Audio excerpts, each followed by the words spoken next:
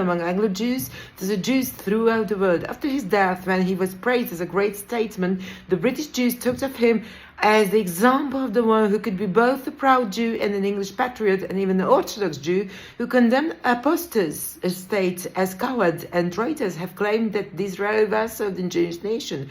This is evidenced by naming one of the streets of Jerusalem in his honor.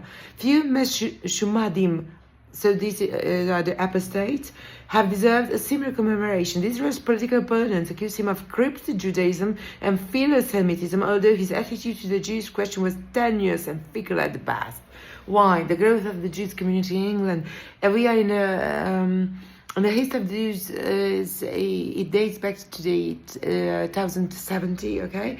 When William the Conqueror invited Jewish trades from Rouen to England, probably to help the crown in financial matters. It was not until the end of the 11th century that Sephardic Jews began to immigrate in larger groups, initially only in London. During Henry I's reign, the royal decree provided Jews with the right to bind some goods and property, to maintain their own codes, to take the oath to the Torah instead of the Christian Bible, and to travel around the country without paying tolls.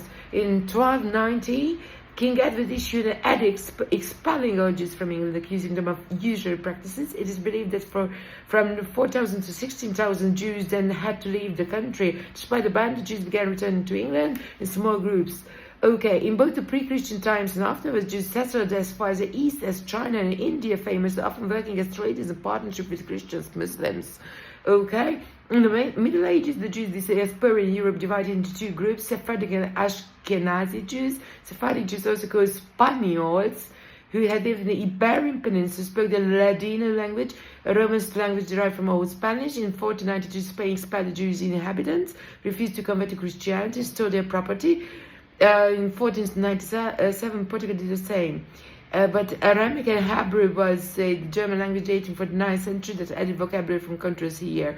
They lived there. The customs of each group, including clothing, cuisine, and experience of other religions, differed. The relevance of this bipartite religious group to Israel lies in the fact that the Jews who first returned to England and settled there was Sephardic and never numbered more than 2,000. The Ashkenazi Jews who immigrated to Britain in the 19th century arrived looking for homes safe from the murder and rape of Eastern Europeans. Okay, many of the Ashkenazi clustered in London and East End and similar neighbors in other British cities from Eastern European peasant communities came. Disraeli emphasized his Sephardic ancestry, understandably wished to differentiate poverty and lack of education, and he himself called from poorer, less cultured Jews. English Sephardic Jews looked at the newcomers from Central and Eastern Europe, whom they called toothless Scots, with a clear sense of culture and material superiority.